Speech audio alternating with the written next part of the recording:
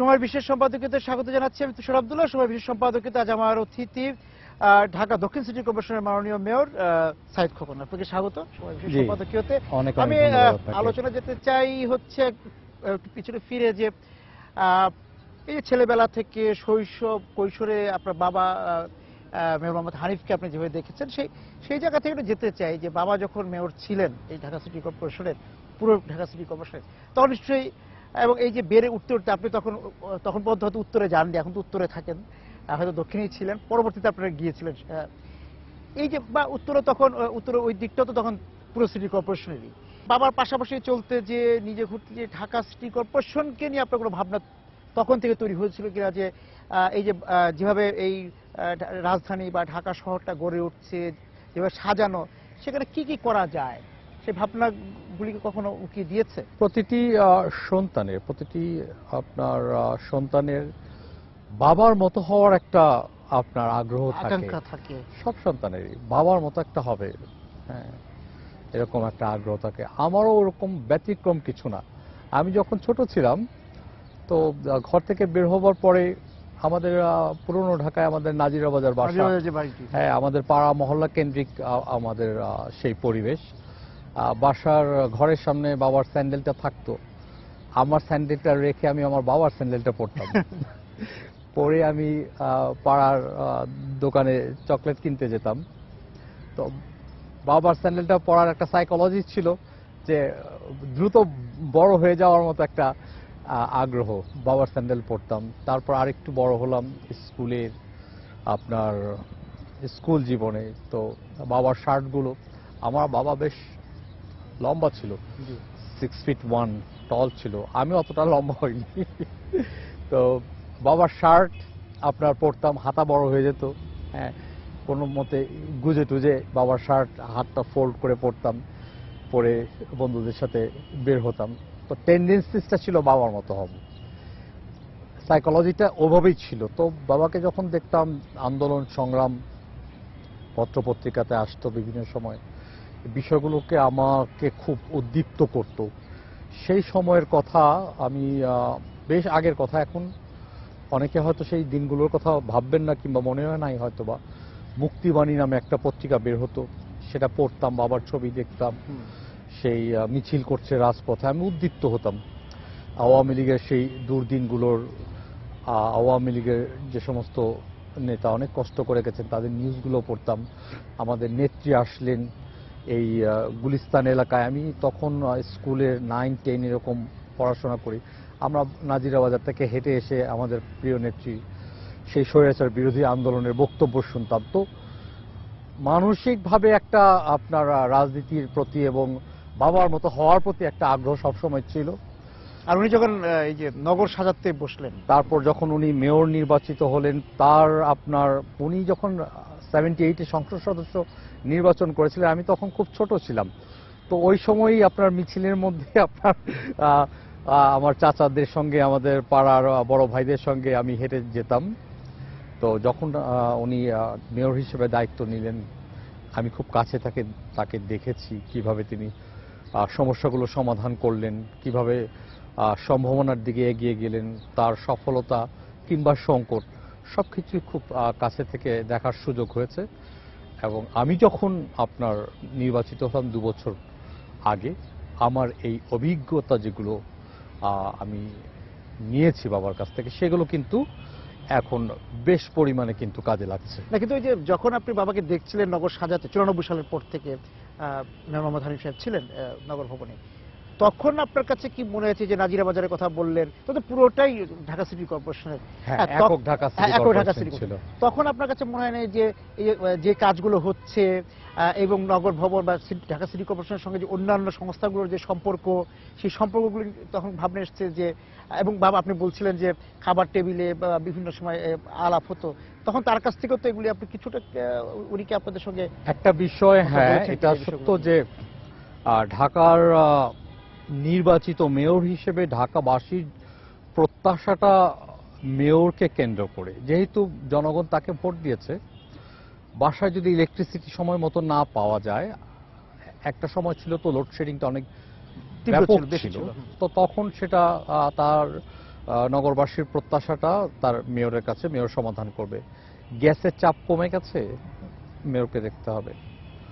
আপনার রাস্তাঘাট তো সেটা তো আছেই, টেলিফোনের লাইনের প্রবলেম হচ্ছে সেটাতে। তো মানে নগর কেন্দ্রিক সমস্ত সমস্যার সমাধান তার মেয়র করবে, এটাই নগরবাসীর প্রত্যাশা। কিন্তু সিটি কর্পোরেশন কিংবা মেয়রের কর্মপরিধি কিংবা ক্ষমতা কিন্তু এতটা ব্যাপক নয়, অন্যান্য সংস্থাগুলোর সঙ্গে সবকিছু জড়িয়ে আছে। এই চ্যালেঞ্জটা তখনও ছিল, এই চ্যালেঞ্জটা এখনো আছে। এই চ্যালেঞ্জটাকে মোকাবেলা করবার জন্য মাননীয় প্রধানমন্ত্রী আমাদেরকে 26টি সংস্থাকে সমন্বয়ের দায়িত্ব আমাদেরকে দিয়েছেন। আমরা সমন্বয় সবার মধ্য দিয়ে আমরা চেষ্টা করছি। তবে নগর সরকারের যে বিষয়টি আমার বাবা সে সময় উত্থাপন করেছিলেন যে এটার প্রয়োজন, নগর সরকার যদি গঠন হয় তাহলে সমস্যাটার সমাধান খুব সুন্দরভাবে করা সম্ভব। কিন্তু আমলাতান্ত্রিক জটিলতা এবং অন্যান্য প্রশাসনিক বিন্যাসের সমস্যার কারণে এইটা খুব সহজে যে হয়ে যাবে এমনটার সুযোগ খুব কম। সমন্বয়ের কথা যেটা বলছিলেন, যে আমার নিজের অভিজ্ঞতা থেকে যদি বলি, যে এই নগর ভবনে যখন মেয়র হানিফ সাহেব বসতেন তখন যে উনি সমন্বয় সভাগুলো করতেন, তা বেশ কয়েকটিতে আমি নিজে উপস্থিত থাকতাম গণমাধ্যম কর্মী হিসাবে। তখন কিন্তু দেখতাম যে মেয়র সাহেব বসে আছেন, কিন্তু অন্যান্য যে সংস্থাগুলো থেকে প্রতিনিধি পাঠাচ্ছেন, সেটা কর্তা ব্যক্তিরা কেউ আসছেন না। উনিও কিন্তু অনেক সময় আক্ষেপ করে বলতেন যে দেখো প্রধানরা আসছেন, আমি প্রতিনিধির সঙ্গে কি কথা বলবো, এবং তারা যে যে তাদের কাছে যে তথ্যটা পেশ করবে তার তো আমি কোনো ফলাফল পাই না। এই অভিজ্ঞতা আপনারও এখন হচ্ছে কিনা? অনেক সময় দেখা যায় যে অনেক সংস্থার প্রধান উপস্থিত থাকেন না, এবং উপযুক্ত যে প্রতিনিধি সেটা হয় না। অনেক সময় অনেক জুনিয়র অফিসার তারা পাঠিয়ে দেন। এটা আমাদের জন্য আপনার বিব্রতকর, এবং যে সমস্ত এজেন্ডাগুলো থাকে সেই এজেন্ডাগুলোর আলোচনার মাধ্যমে সমস্যাটাকে সমাধান করাও খুব দুরূহ হয়ে পড়ে। তবে নগরবাসীর যে আপনার সংকট এবং এই সমস্যাকে সমাধান করবার জন্য অনেক বিষয় আমরা জটিলতা এড়াবার জন্যে আমার কাজটাকে আমি কোনোভাবে বের করে নিয়ে আসার আমার টেন্ডেন্সিসটা থাকে, যে এনিওয়ে আমি অন্য কোনো দিকটা দেখলাম না, আমি কোনোভাবে আমার কাজটা বের করে আমি আমার সিটিজেনের সার্ভিসটা এনশিওর করতে পারি কিনা, আমাদের ওই চেষ্টাটা খুব বেশি থাকে। আমাদের পুরনো ঢাকা খুব আপনার খুব সমস্যাপূর্ণ একটা জায়গা। আপনার গ্যাসের আপনার দুপুরবেলায় আপনার গ্যাসের চাপ কমে যায়, আপনার সেই ভোর রাত 4টা-5টা আমার গ্যান্ডারিয়া এলাকা বলেন, হ্যাঁ আমার তাঁতিবাজার এলাকা বলেন, আমি কিন্তু আপনার জনতার মুখোমুখি জনপ্রতিনিধি শীর্ষক একটা অনুষ্ঠানের মধ্য দিয়ে আমি এই পাড়ায় মহল্লায় এলাকায় আপনার এই মুরব্বিয়ান আছেন, আমাদের সমসাময়িক যারা আছেন সবাইকে নিয়ে আমরা বসি, একসঙ্গে জড়ো হয়ে তাদের সমস্যাগুলো শুনি। আমাদের সঙ্গে সংস্থার বিভিন্ন প্রতিনিধিদেরকে নিয়ে আমি যাই সেখানে।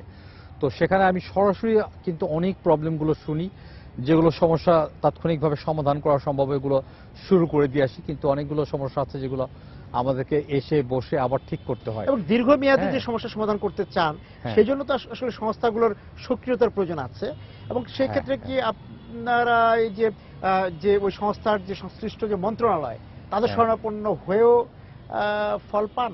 অনেক আপনার এটার পিছনে লেগে থাকতে হয়, লেগে থেকে এটাকে ফলো আপ করে, এটাকে লেগে থেকে কাজটাকে আদায় করে নিতে হয়। এটা দুরূহ হয়ে যায়, অনেক সময় দুরূহ হয়ে যায়, কারণ অনেক ধরনের কাজ তো। সিটি কর্পোরেশন আপনার জন্ম থেকে নিয়ে মৃত্যু পর্যন্ত কাজের আপনার প্রায় 56 এজেন্সিস ইনভলভ। তো আপনার একটা এজেন্সি যদি একটা পাড়াতে মহল্লাতে যদি 2-4টা প্রবলেমও থাকে, অনেক ধরনের প্রবলেম থাকে, এই ফলো আপ করাটা খুব ডিফিকাল্ট হয়ে যায় যতক্ষণ না পর্যন্ত আপনার স্থানীয় সরকার মন্ত্রণালয়ের সঙ্গে অন্যান্য যে মন্ত্রণালয়গুলোর যে সমন্বয়, আমরা যদি সংস্থাগুলোর সঙ্গে সিটি কর্পোরেশনের সমন্বয়ের কথা বলছিলাম, কিন্তু স্থানীয় সরকার মন্ত্রণালয় এবং ওই যে সংস্থাগুলোর মন্ত্রণালয় তাদের সমন্বয়টা কিরকম, বা তাদের দিক থেকে তাগিদটা আপনি কিভাবে পান? স্থানীয় সরকার মন্ত্রণালয় কর্পোরেশনগুলো মনিটরিং করছে, আর সিটি কর্পোরেশনগুলোকে সমন্বয়ের দায়িত্ব দেওয়া হয়েছে অন্যান্য সেবামূলক সংস্থাগুলোকে। এই জায়গাটুকু ঠিক আছে, কিন্তু এখানে যদি অথরিটিটা আসতো তাহলে আমার মনে হয় কাজটা একটু সুবিধা হয়ে যেত। একটা সংস্থাকে আমরা একটা কাজ আমরা বললাম যে আপনার এই প্রবলেমটা আছে, একটু এই প্রবলেমটা আপনাকে সলভ করতে হবে, আমরা আপনাকে অ্যাসিস্ট্যান্ট করব, অন্য যারা ইনভলভ আছেন সবাই মিলে করব। বাট আসলে আলটিমেটলি যখন দেখা গেল যে না সেখানে হচ্ছে না কাজটা, তো না হলে তো একটা আপনার দায়বদ্ধতা, জবাবদিহিতা কিংবা কোনো ব্যবস্থা নেওয়ার তো একটা সুযোগ থাকতে হবে। সেই সুযোগটা যদি আপনার আপনার আইনের মাধ্যমে হোক কিংবা আপনার এক্সিকিউটিভ অর্ডারের মাধ্যমে হোক, সেই জায়গাটা যদি হতো তাহলে আমার মনে হয় একটু ইজি হতো। মাননীয় প্রধানমন্ত্রী একটি সমন্বয় দায়িত্ব দিয়েছেন এবং ওই পরিপত্রে বলা আছে যে কার্য সম্পাদন করে আপনার সিটি কর্পোরেশনকে অবহিত করতে হবে, সেটুকু বলা আছে। তারপরেও আপনার কিছু দুর্বলতা তো আছেই। বাকি কাজগুলো আমরা যেভাবেই হোক, আপনার মান অভিমানের কোনো সুযোগ নাই। আপনার নগরবাসীর সমস্যাটা সমাধান করাটা প্রধান লক্ষ্য। সেখানে মেয়রকে অনেক কিছু হজম করতে হচ্ছে, আমি সেটা করব এবং হাসি মুখেই সহ্য করব, হাসি মুখেই সেটাকে মানে আমি সমস্যাটাকে সমাধান করতে চাই। সমস্যা সমাধান করছেন, হজম করছেন, কিন্তু সিটি কর্পোরেশনকে সেই আগে থেকেই শুরু থেকেই যে বিষয়টি নিয়ে বারবার বিভিন্ন রকম মুখোমুখি হতে হয়েছে যে মশক নিধন মশা। এই মুহূর্তে আমরা যখন কথা বলছি তখনও কিন্তু এডিস মশার উপদ্রবে এই যে মানে ডেঙ্গির পরিবর্তে চিকুনগুনিয়া নামে একটা নতুন রোগের আবির্ভাব, এবং সেখানে এই মশক নিধন নিয়ে আলাদা একটা দপ্তরও ছিল এক সময়, বাবার সময় ছিল বা পরবর্তী সময়টা সিটি কর্পোরেশনের সঙ্গে একীভূত হয়ে যায়। এখন মশক নিধন নিয়ে আপনারা কি করছেন? মশক নিধন আপনি যেটা পয়েন্ট আউট করেছেন, ওই অধিদপ্তরটা এখনো আছে, কিন্তু কাজটা সিটি কর্পোরেশন করছে তাদের পক্ষ থেকে, জনবলটা সেখান থেকে আসে। এবং 21 তারিখ থেকে আমাদের স্পেশাল ক্র্যাশ প্রোগ্রাম আমরা হাতে নিয়েছি। তবে এটুকু বলতে পারি, যেহেতু ঢাকা দক্ষিণ সিটি কর্পোরেশন এলাকা অত্যন্ত ঘনবসতি, এখানে জলাধার কিংবা ঝোপঝাড় খুব কম। আমাদের ধানমন্ডি এলাকাতে কিছু রয়েছে, সামান্য আপনার গাছপালা রয়েছে, আমাদের বনশ্রী আপনার এবং এই আপনার নগর রামপুরা এলাকাতে কিছু আছে। এছাড়া আপনার বিস্তীর্ণ এলাকা যেগুলো আমাদের কোতোয়ালি, লালবাগ, সূত্রপুর, মগবাজার, এই এলাকায় কিন্তু ঘনবসতি হওয়ার কারণে জলাশয় এবং আপনার গাছপালার পরিমাণ খুব কম, যার কারণে শহরের অন্য অংশের তুলনায় ঢাকা দক্ষিণ সিটি কর্পোরেশন এলাকায় মশার যে আপনার উপদ্রব সেটা কম্পারেটিভলি নিয়ন্ত্রণ এবং কম। আপনি যখন দায়িত্ব নিলেন তখন প্রথম যে নগরবাসীর নজরে আসে যে ফুটপাত ধরে ধরে যে এই যে আবর্জনা ফেলার যে বাক্সগুলো ছিল, সেগুলো এখন কতটা আছে বা সেটা আসলে কতটুকু? আমি 5700 ওয়েস্ট বিন দিয়েছি। এখানে আপনার 220টা চুরি হয়েছে। এটা 4 মাস আগে আমার সার্ভে করা, 4 মাসের মধ্যে আর করা হয়নি, 4 মাস আগে করা। 197টা ওয়েস্ট বিন আপনার বিভিন্ন সময় মিসইউজ করার কারণে, ধরেন আপনার একটা গাড়ি যাচ্ছে পার্কিং করছে, চ্যাপ্টা করে দিয়েছে, আনইউজেবল হয়ে গেছে, 8 to 9% নষ্ট হয়েছে আনইউজেবল অবস্থাতে। বাকি আপনার 85% to 90% কিন্তু আছে। তবে জনগণকে আরো বেশি আপনার সচেতন হতে হবে এটাকে ব্যবহার করবার জন্য, আরো বেশি আপনার একটু আগ্রহী হতে হবে। যেখানে সেখানে ফেলার অভ্যাসটা আমাদের মধ্যে এখনো আছে, আমরা চেষ্টা করছি যে আপনার সচেতন করে তুলবার জন্য। আপনি ওয়েস্ট বিনগুলোর কথা বলছেন, সেগুলোর যে আকার ছিল, সেটা যে পরিমাণ আবর্জনা তৈরি হয় একটা দিনের মধ্যে, যথেষ্ট ছিল আকারটি? এই আকারটা আসলে আপনার বাড়ি ঘরের যে আপনার ময়লা আবর্জনা সেটা ফেলবার জন্য না। এটা ধরেন আপনার পথে আপনি আপনার হাতে একটা আপনার টিস্যু পেপার আছে, আপনি ইউজ করেছেন, সেটা ফেলবেন। আপনি হয়তো একটা চিপস খেয়েছেন, আপনি র্যাপারটা ফেলবেন। আপনি হয়তো একটা কলা দুপুরে খাচ্ছেন, একটা পাউরুটি নিয়েছেন, কলার ছোলাটা আপনি ফেলে দিলেন। পানি খেয়েছেন, বটলটা ফেললেন। বাড়ি ঘরের আবর্জনা ফেলবার জন্য আমাদের কন্টেনার রয়েছে, সেখানে পিসিএসপি সার্ভিস রয়েছে, সেখান থেকে বাড়ি ঘরের আবর্জনা এনে তারা কন্টেনারে ফেলবে। এটা আপনার অন দ্য ওয়েতে যখন আপনি শহরে থাকবেন, আপনার হাতের যে সমস্ত আপনার পথচারী হিসেবে সেটা আপনি ব্যবহার করবেন। এবং এই যে আপনি বাসা বাড়ির কথা বলেন, সেখানে যে আবর্জনা তৈরি হচ্ছে, সেটাতে কতটা আপনারা আগের অবস্থা থেকে মানে উন্নয়ন ঘটাতে পেরেছেন? আগের অবস্থা থেকে অবশ্যই আমি মনে করি যে আমরা অবশ্যই উন্নতি ঘটাতে পেরেছি। আগের অবস্থা থেকে আমাদের যে কাঙ্ক্ষিত ঢাকার স্বপ্ন আমরা দেখি, আমাদেরকে সেইখানে যেতে হলে আমাদেরকে আরো কাজ করতে হবে। এবং ওয়েস্ট ম্যানেজমেন্ট এমন একটা ইস্যুস, এখানে আপনার শেষ বলতে কিছু নেই, এটা একটা কন্টিনিউয়াস প্রসেস। আপনার ওয়েস্ট জেনারেট হবে, আমাকে ক্লিন করতে হবে। ক্লিনলিনেসটার আপনার টার্গেটটা যেখানে আমরা যেতে চাই, সেখানে আমাকে আরো কাজ করতে হবে। তবে আমি এটুকু বলতে পারি, যেখান থেকে আমরা শুরু করেছিলাম সেখান থেকে আমরা মাচ ইমপ্রুভ করেছি। এবং সেক্ষেত্রে তো দিনের এই যে আমরা যে আলোতে বসে আছি, সেই মানে একটা মধ্য সময় দিনের, তার আগে আবর্জনা সরানোর আমাদের কাজ কিন্তু রাতে হয়। আমাদের ওভারনাইট আমাদের পরিষ্কার পরিচ্ছন্নতার কাজগুলো হয়ে থাকে।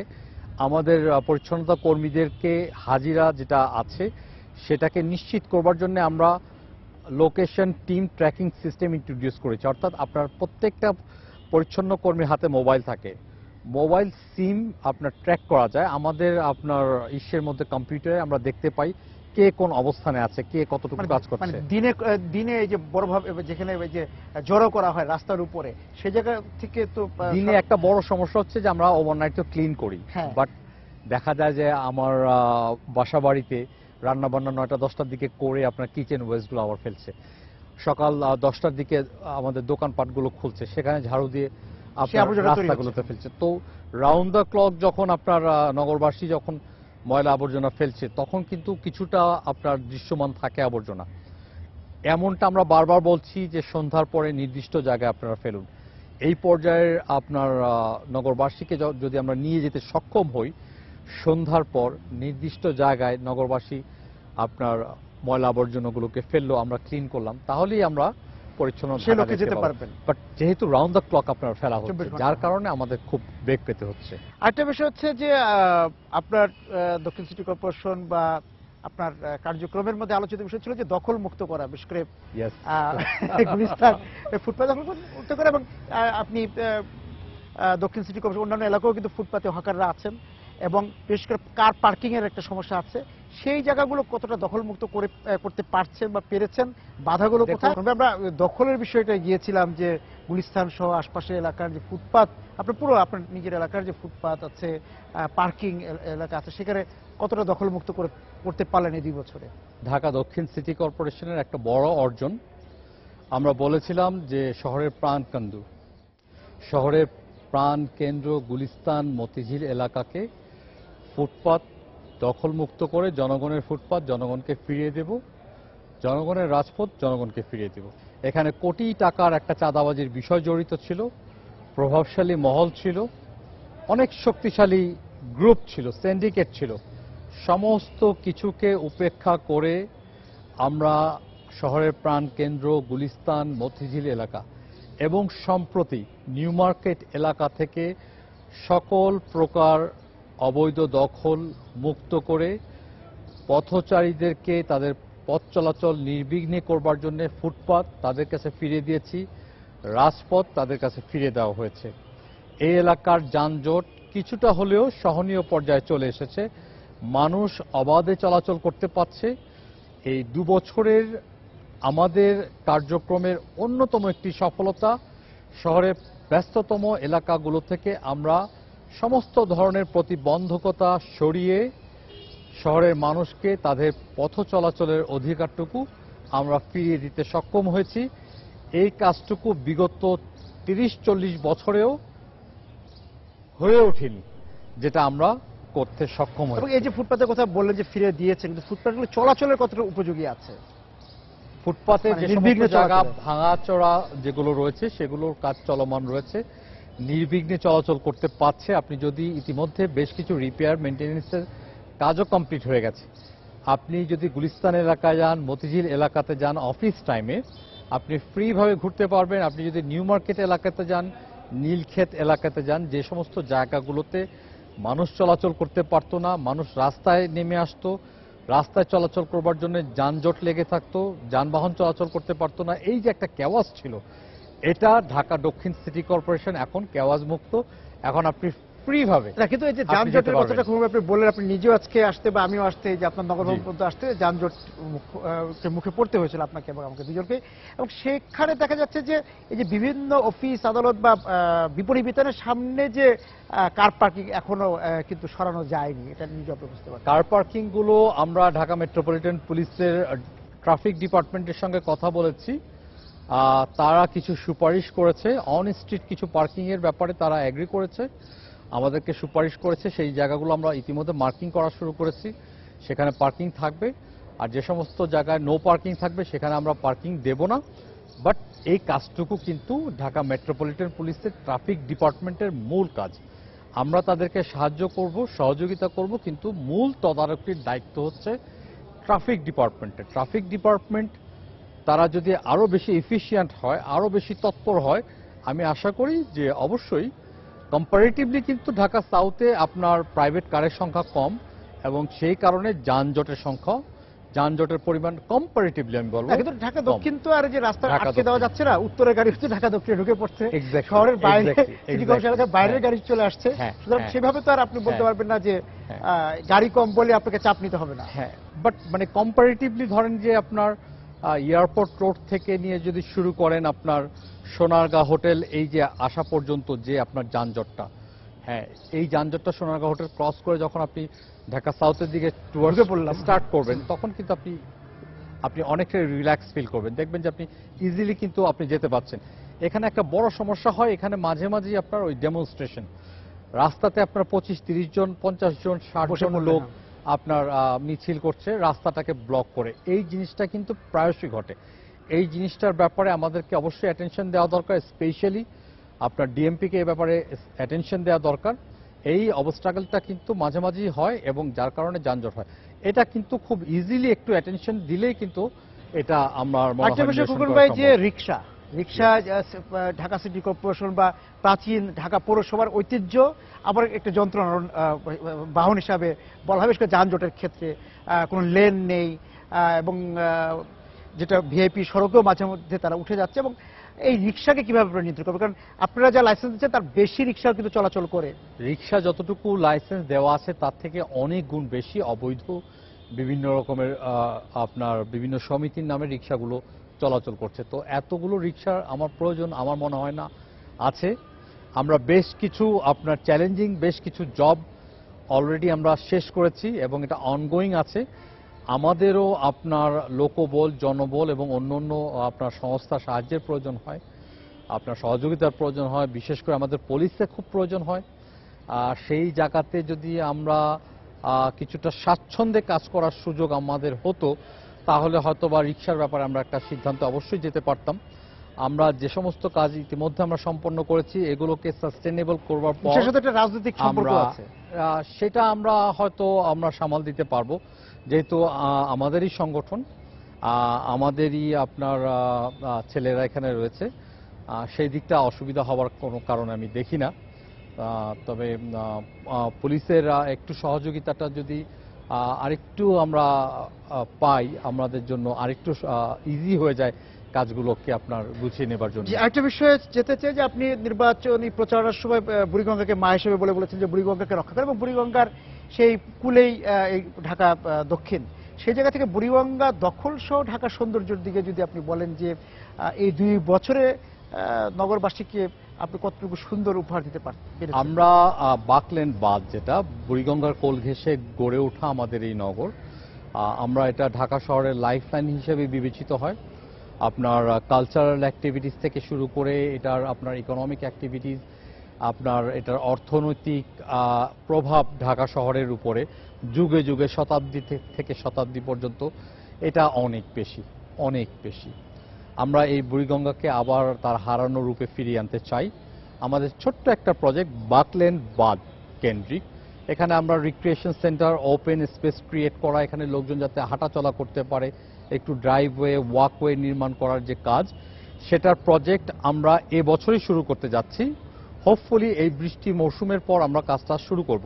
স্মল একটা প্রজেক্ট, $20 মিলিয়ন একটা প্রজেক্ট। আমাদের বড় যে প্রকল্পটি সেটা ওয়ার্ল্ড ব্যাংকে ইতিমধ্যে সাবমিট করা হয়েছে। সেখান থেকে যদি আমাদের অর্থায়নের সুযোগটা হয়ে যায় তাহলে সেটা সময় সাপেক্ষ ব্যাপার, সেটা আমরা কাজ ধরবো। আর মাননীয় প্রধানমন্ত্রী বুড়িগঙ্গার নাব্যতা এবং দূষণ মুক্ত করবার জন্য স্থানীয় সরকার মন্ত্রী, আমাদের মাননীয় মন্ত্রী আমাদের ইঞ্জিনিয়ার মোশাররফ হোসেনকে আহ্বায়ক করে আমাদের 2 জন মেয়র 4টি ঢাকার চারপাশে 4টি নদী এবং চট্টগ্রামের কর্ণফুলী নদী, এই নদীগুলোর দূষণ এবং নাব্যতা ফিরিয়ে আনবার জন্য একটা কমিটি করে দিয়েছেন আমাদের মাননীয় মন্ত্রী, এবং আমাদের এই নর্থ সিটি কর্পোরেশনের মেয়র, দক্ষিণ সিটি কর্পোরেশনের মেয়র হিসেবে আমি আছি, এবং চিটং সিটি কর্পোরেশনের মেয়র আজম নাসির ভাই, আমাদের সমন্বয়ে একটা কমিটি হয়েছে। আমরা ইতিমধ্যে 2টো মিটিং শেষ করেছি। আমরা খুব দ্রুত এই কাজগুলো শুরু করতে পারবো বলে আমরা আশা করি।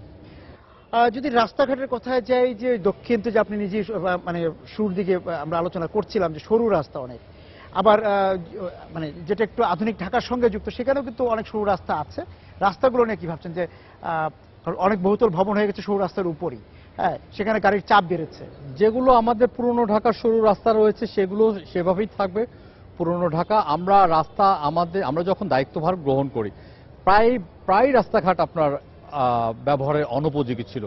আমাদের অ্যাট দ্য মোমেন্ট কিন্তু 85 to 90% রাস্তা আমাদের মৌচাক মগবাজার ফ্লাইওভার নির্মাণাধীন থাকবার কারণে এই অংশটুকু এবং যাত্রাবাড়িতে ত্রিমুখী একটা রাস্তা আর দু একটা রাস্তা আপনার কিছুটা সমস্যা আছে।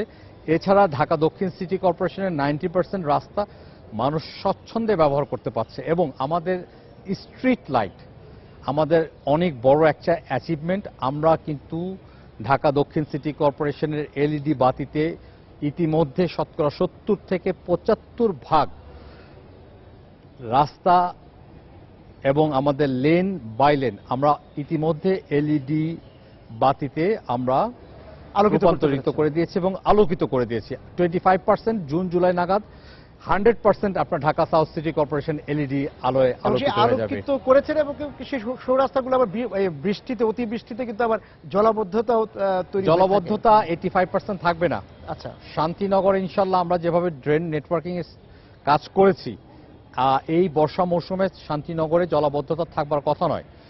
ঢাকা সাউথ সিটি কর্পোরেশনের 85% রাস্তাতে এবং অলিতে গলিতে জলাবদ্ধতা থাকবার কথা নয়। নাজিমুদ্দিন রোডের কাজটা আমি ধরতে পারিনি, এই বর্ষা মৌসুমে এই জায়গাটাতে সাফার হবে। নেক্সট আপনার বর্ষা মৌসুমের পরে আমরা সেই জায়গার কাজটুকু ধরবো। এছাড়া আপনার ডিপ ড্রেন করা হয়েছে, ড্রেন নেটওয়ার্কিং করা হয়েছে, বড় বড় পাইপ বসানো হয়েছে, নর্দমার কাজ করা হয়েছে। জলাবদ্ধতা আগের মতো এই আমার সাউথ সিটি কর্পোরেশন এলাকায় ইনশাল্লাহ থাকবে না। আপনারা দেখবেন সঙ্গে যে নতুন ইউনিয়নগুলো যুক্ত হচ্ছে সেগুলো নিয়ে ইউনিয়নগুলোর 4টি ইউনিয়নের কাজ আমরা এই বর্ষা মৌসুমের পরই শুরু করতে যাচ্ছি। বাকি 4টি ইউনিয়নের প্রকল্প ইতিমধ্যে স্থানীয় সরকার মন্ত্রণালয়তে আপনার সাবমিট করা হয়েছে। অনুমোদন পেলে আমরা কাজ শুরু করব। ইউনিয়নগুলোর কাজ শুরু করেছি। আমাদের যে শহর যেটা বর্তমানে নবনিযুক্ত ইউনিয়নগুলো বাদে এগুলো মোটামুটিভাবে আপনার স্ট্রিট লাইট বলেন, আপনার রোড রাস্তাঘাট বলেন, ওয়েস্ট ম্যানেজমেন্ট বলেন, ব্যাপক পরিমাণে আমরা কাজ করেছি, ব্যাপক পরিমাণে কাজ করেছি। তবে এটা শহরের মেনটেনেন্সটা এটা একটা কন্টিনিউয়াস প্রসেস। আমাদের কাজ দৃশ্যমান হওয়া শুরু হয়েছে, এটা হতে থাকবে। আমরা 31টি খেলার মাঠ এবং পার্ককে আধুনিকায়নের প্রকল্প শুধু নেইনি, প্রকল্প বাস্তবায়নের জন্য টেন্ডার প্রসেস চলছে। 2018 সালের জুন মাস নাগাদ 12টি খেলার মাঠ 31টি পার্ক কমপ্লিট হয়ে যাবে। ইতিমধ্যে আমরা 11টি টয়লেট অলরেডি পাবলিকের জন্য ওপেন করেছি, যেগুলো আমাদের উচ্চবিত্ত মধ্যবিত্ত সর্বশ্রেণীর মানুষ ব্যবহার করতে পারবে। প্রায় 47টি নতুন নির্মাণ হচ্ছে, 17টি পুরনো নির্মাণ হচ্ছে। কম বেশি মিলে 80 থেকে 100টি টয়লেট পাবলিক টয়লেট নির্মাণের পরিকল্পনা আমাদের চলমান রয়েছে। এছাড়াও আপনার রাস্তাঘাট ফুটপাত আমাদের ব্যাপক উন্নয়ন। সেই জায়গা থেকে যে যানজট মুক্ত করার জন্য বা যানজটের যে চাপটা কমানোর জন্য আপনি কি মনে করেন যে আপনার এলাকায় আর ফ্লাইওভার বা উড়াল সেতুর দরকার আছে, নাকি এই যে সড়ক রয়েছে সেটাকেই যদি আপনি বলছিলেন যে পুলিশ প্রশাসনের সহায়তায় যদি আপনি, আমার মনে হয় যে আপনার আমরা যদি সবাই মিলে, আমি সবাই মিলেই কথাটা বলবো। ট্রাফিক ডিপার্টমেন্টের খুব বড় একটা ভূমিকা রয়েছে, আমরা তাদেরকে সহযোগী হিসেবে আপনার সাহায্য করব এবং অন্যান্য সংস্থা আমরা যদি সবাই মিলে আপনার ড্রাইভ দিই, যানজট না কমার কোনো কারণ নেই। উড়াল সেতু প্রজেক্ট, কারণ উড়াল সেতু তো আবার আমার যন্ত্রণা যে উড়াল সেতু আপনার হয়েছে, যে কয়টা হয়েছে শহরের ভিতরে উড়াল সেতু পৃথিবীর খুব কম শহরই রয়েছে শহরের ভেতরে। যেটা দেখা যায় যে দুটো শহর রয়েছে, ইন বিটুইন দুটো শহরকে কানেক্ট করে ফ্লাইওভারগুলো, কিন্তু মানে শহরের ভিতরে উড়াল সেতুগুলো যে খুব বেশি একটা আপনার হেল্প করবে এটা না। এটা হয়তো যানজটটা এক জায়গা থেকে আরেক জায়গায় আপনার শিফট করতে পারবে, কিন্তু এটাকে একেবারে নিয়ন্ত্রণ করে নির্মূল করে দেবে আপনার সেটা। উত্তরের সিটি কর্পোরেশনকে দেখছি যে গণপরিবহন নিয়ে নানা উদ্যোগের কথা তারা বলছেন, সেক্ষেত্রে দক্ষিণ ভাবছে কিনা গণপরিবহন নিয়ে? গণপরিবহন ব্যবস্থাপনার দায়িত্ব বিআরটিএ, বিআরটিসি গণপরিবহন পরিচালনা করে থাকে। আমরা আপনার সমন্বয়কারী সংস্থা হিসেবে ভূমিকা রাখার সুযোগ রয়েছে, জনগণের প্রত্যাশা রয়েছে, আমরা সেই ক্ষেত্রে অবশ্যই চাই যে যানজট মুক্ত একটা ঢাকা থাকুক। সেখানে তো আমরা সাহায্য করতেই পারি, সহযোগিতা করতেই পারি। নিজেদের ব্যবস্থাপনায় কোনো গণপরিবহন নামানোর কোনো পরিকল্পনা অফিশিয়াল ম্যান্ডেট সিটি কর্পোরেশনের কিন্তু আপনার আপনার ম্যান্ডেটটা গণপরিবহন পরিচালনা কিংবা ব্যবস্থাপনার অফিশিয়াল ম্যান্ডেট কিন্তু নেই। আপনার যদি অফিশিয়াল ম্যান্ডেট যদি না থাকে, সেই কাজটি আপনি ইনিশিয়েট করবেন, সেই কাজটির আপনার প্ল্যানিং থেকে নিয়ে শুরু করে অ্যাকাউন্টস, ম্যান পাওয়ার, লজিস্টিক, আপনাকে কিন্তু আপনার অর্গানোগ্রাম বলেন অর আপনার আইন নীতিমালা, এটা কিন্তু আপনাকে সাপোর্ট করবে না। মানে you have to have your mandate, your own. তাহলে সবুজের কি অবস্থা, মানে আপনার ঢাকা দক্ষিণ এলাকা কতটা সবুজায়িত করতে পেরেছেন বা সবুজকে রক্ষা করতে পারছেন? আমরা 10% হোল্ডিং ট্যাক্স রিবেট অফার করেছি আমাদের সিটিজেনদের। যদি কেউ আপনার তার বাড়ির আঙিনাতে, তার বাসার ছাদে কিংবা বারান্দাতে গাছ লাগায়, তাদেরকে আমরা 10% হোল্ডিং ট্যাক্স রিবেট অফার করেছি। গত বছর অনেকেই রিবেট নিয়েছেন, এই গাছ লাগিয়েছেন। এছাড়াও আমাদের মিডিয়ানগুলোতে আমরা আপনার গাছ লাগাচ্ছি, ফুটপাথগুলোতে গাছ লাগাচ্ছি, ব্যাপক কার্যক্রম আমাদের চলমান রয়েছে। বাড়ি ভাড়ার একটা কিন্তু বৈষম্য আছে, বাড়ির মালিকরা নানাভাবে বাড়ি ভাড়া বাড়িয়ে দেন বিভিন্ন ছুতোতে। হ্যাঁ, বছর শেষ, তারপর জ্বালানি, আপনার বিদ্যুতের দাম বেড়েছে, গ্যাসের দাম বেড়েছে, সেই জায়গা থেকে সেখানে কোনো নিয়মের জায়গাতে, নীতিমালার জায়গায় আপনারা নগরবাসীকে, সেখানে একটা অধিদপ্তর রয়েছে, রেইন কন্ট্রোল ডিপার্টমেন্ট রয়েছে। যদি কোনো আপনার ইন বিটুইন কোনো ডিসপিউট আপনার টেনেন্টের সঙ্গে আপনার ল্যান্ডলর্ডের যদি কোনো ডিসপিউট হয়, তাহলে সেটা তারা সাধারণত সেটেল করে থাকে। সিটি কর্পোরেশনের সরাসরি যেটা আপনারা রাজস্ব নেন বাড়ির মালিকদের কাছ থেকে, সেখানে তো আপনাদের একটা নিয়ন্ত্রণ বা তদারকির জায়গাটা আছে। রেইন কন্ট্রোলের উপরে আমাদের কিন্তু আপনার অফিশিয়ালি আমি বলবো, ভাবছেন কিনা নাই সেটা। হ্যাঁ, আমাদের যে আপনার সংস্থাগুলোকে কোঅর্ডিনেট করবার যে দায়িত্ব দেওয়া হচ্ছে, সেখানে আমরা যদি এই ধরনের কোনো ডিসপিউট আসে, তাহলে সংশ্লিষ্ট সংস্থার সঙ্গে আলাপ আলোচনার ভিত্তিতে সেই সুপারিশ আমরা করতে পারি এবং তাদেরকে বলতে পারি সিটিজেনের এই প্রবলেম হচ্ছে, এই প্রবলেমটাকে দেখার প্রয়োজন রয়েছে। সেই জায়গাটুকু আমাদের রয়েছে কাজ করার। আধুনিক ঢাকার যে ছবিটা, সেই ছবিটা কতটা ফুটে উঠছে? ঢাকার পরিবর্তন দৃশ্যমান শুরু হয়েছে। এই পরিবর্তন সময়ের সাথে সাথে আরো দৃশ্যমান হবে। ঢাকা বদলে যেতে শুরু করেছে, ঢাকা বদলে যাবে। আমাদের ঢাকা আমাদের মতো করেই থাকবে। আমরা ঢাকাকে সিঙ্গাপুর, লন্ডন কিংবা অন্যরকম শহরে বানাতে চাই না। আমাদের প্রাণের ঢাকা আমাদের মতো করে থাকুক। এই ঢাকার সঙ্গে আমাদের আবেগ, আমাদের স্মৃতি, আমাদের মায়া, আমাদের বন্ধন জড়িয়ে আছে, আমাদের জীবন জড়িয়ে আছে। সুখে দুঃখে আমরা এই ঢাকাকে দেখি, ঢাকায় থাকি, ঢাকাকে ভালোবাসি। আমরা এই ঢাকা আমাদের মতো করে গড়ে রাখতে চাই। আমাদের ঢাকা আমাদের মতো করে থাকবে। ঢাকা দক্ষিণের দায়িত্বে আছেন ঢাকা দক্ষিণের মেয়র, কিন্তু আপনি তো নাগরিকও, সেই সময় জানতে চাও যে উত্তরে কেমন আছেন আপনি নাগরিক হিসাবে? উত্তর থেকে আমি যখন দক্ষিণে আসছি, তখন অন্য কোনো শহরে যাচ্ছি কিংবা দক্ষিণ থেকে উত্তরে যাচ্ছি, তখন অন্য কোনো বিষয়টা একেবারেই এরকম না। সামগ্রিকভাবে ঢাকা আমাদের ঢাকা। এটা আরো এক্সপান্ড হবে। এটা হয়তো একসময় টঙ্গী, গাজীপুর পর্যন্ত যাবে, নারায়ণগঞ্জ যাবে। সুতরাং আপনার এই গুলিস্তান থেকে যখন আমরা গাজীপুর যাব, অন্য কোনো শহরে যাব, এমনটা ফিল হওয়ার কোনো আমার মনে হয় না। কারণ সাজানোর দিক থেকে যদি বলি আমি, সাজানোর দিক থেকে আরো মডার্ন হবে, আরো মডার্ন হবে। আমাদের পুরনো ঢাকা নতুন ভাবে সাজবে। আমাদের সংযুক্ত ইউনিয়নগুলো আছে, সেগুলো নতুন ভাবে সাজবে। ইতিমধ্যে শুরু হয়েছে। আপনি যদি সাউথ সিটি কর্পোরেশন এলাকা আপনি রাতের বেলায় ঘুরে দেখেন, আপনি তো, আমি মনে করি যে পৃথিবীর যে কোনো উন্নত শহরের সঙ্গে আপনি কম্পেয়ার করতে পারবেন। একেবারে আলোতে ঝলমল করে এবং অনেক লোক, আশেপাশের শহর থেকে অনেক লোক কিন্তু রাতে পুরনো জানতে ইচ্ছে করছে বা জানা, এটা খুব জরুরি বিষয় যে আপনাদের কাউন্সিলর যারা আছেন তাদের সঙ্গে বা ওয়ার্ড ভিত্তিক এজেন্ডা আপনার কাছে কিভাবে আসছে? আমরা সবাই মিলে কাজ করছি। আমরা সবাই মিলে কাজ করছি। বিশেষ করে আপনার ওয়েস্ট ম্যানেজমেন্টে আমাদের কাউন্সিলররা খুব পরিশ্রম করেন। কারণ অলিতে গলিতে আমাদের পুরনো ঢাকার যেরকম অলি গলি রয়েছে, এগুলো কাউন্সিলরের প্রত্যক্ষ ম্যানেজমেন্ট ছাড়া এগুলোকে ক্লিন করা খুব ডিফিকাল্ট এবং তারা খুব পরিশ্রম করে। এবং ওয়াটার লগিং বলেন, যে আপনার অলিতে গলিতে যে পানি উপচে পড়া, আপনার অনেক সময় ড্রেনটা আপনার ময়লা দিয়ে বন্ধ হয়ে গেছে, সেটাকে ক্লিন করতে হবে। এগুলো কাউন্সিলরদের মনিটরিং এর জন্যই আমরা এ পর্যন্ত আসতে পারছি, আদারওয়াইজ আমাদের প্রবলেম হতো। এবং সেই জায়গা থেকে যে আর যে 3 বছরের যে মেয়াদ আছে সেই 3 বছরের মেয়াদে আপনি বলছেন যে আধুনিক মানে ঢাকা অবশ্যই ঢাকার মতোই করে উঠবে, কিন্তু পরিচ্ছন্ন এবং স্বচ্ছ ঢাকা। ডেফিনেটলি আমাদের যে জল সবুজে ঢাকা এবং আমাদের যে মেগা প্রজেক্ট রয়েছে, আপনার টয়লেটগুলো করে দেওয়া, আমাদের ফুটপাত এবং রাস্তাতে সুপেয় পানির ব্যবস্থা করে দেওয়া, আমাদের বাসবে নির্মাণ করে দেওয়া, যাত্রী ছাউনি বানিয়ে দেওয়া, আমাদের ওয়েস্ট বিনগুলোকে আবার রিপেয়ার মেনটেন করে দেওয়া, স্ট্রিট লাইট অলরেডি কমপ্লিট হয়েছে, রাস্তা অলমোস্ট ফিনিশ হয়ে গেছে, আমাদের রাস্তা যেগুলো আবার আপনার বৃষ্টির কারণে নষ্ট হবে সেগুলোকে আমরা আবার ঠিক করে দেব। সবকিছু মিলিয়ে আপনার ঢাকা বদলে যাওয়া শুরু হয়েছে, বদলে যাবে এবং একটা চমৎকার বাসযোগ্য ঢাকা আপনারা দেখতে পাবেন।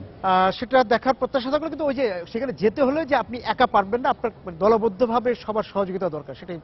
অবশ্যই আমরা এই 2 বছরে যা অর্জন করেছি, আমরা অন্ততটুকু এটুকু আমি দৃঢ়ভাবে বলতে পারি, এই 2 বছরে আমার আমাদের এই প্রিয় শহরের নাগরিকদের মনে বিশ্বাস, আস্থা এবং আজকের যে অর্জন, এর সবটুকুই সম্ভব হয়েছে আমাদের এই নাগরিকদের প্রত্যক্ষ অংশগ্রহণের ফলে। এবং আগামী দিনে যে আমাদের অর্জন, সেটাও আমাদের নাগরিকদের প্রত্যক্ষ অংশগ্রহণ এবং সম্পৃক্ততার মধ্য দিয়ে আমরা সেটাকে নিশ্চিত করতে চাই। এবং সেটা নিশ্চিত করবার জন্য আমাদের বিভিন্ন আপনার কার্যক্রম রয়েছে। কিছুদিন আগে আমরা প্রায় 120টি প্রতিষ্ঠানে 1500 শিক্ষার্থীর বিতর্ক প্রতিযোগিতা, আবৃত্তি প্রতিযোগিতা, তাদের ভাবনা চিন্তাগুলোকে আমরা ধারণ করবার জন্য আমরা আয়োজন করেছি।